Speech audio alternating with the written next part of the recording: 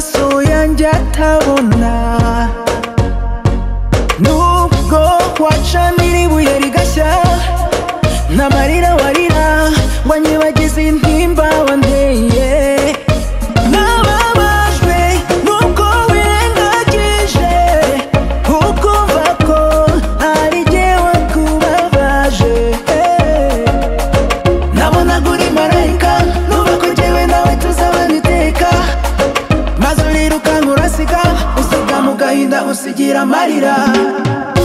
Ni wowe wanyuzuzaga ukanera ubwuzu nkibura, wanteye igikomere ntazibagirwa mu igikomere, igikomere, igikomere ntazibagirwa mu buzima. Uburyo wansize bakamurwa amenyo, iryo somo rya mbere y'impamba y'urugendo. Nize ko nicyo wasize mu bubiko cyakwanze cyakuyagana mu nkiko y'umutima washyizeho ikizingo cy'amahwa. Nzayihanduza gisirikare naniha, nzakwibagirwa nzadiritinga, next time nzashaka na mbefitinga. Inzozi ureba none uzayireba bandi, ubu nagushyize mu gace k'amabandi.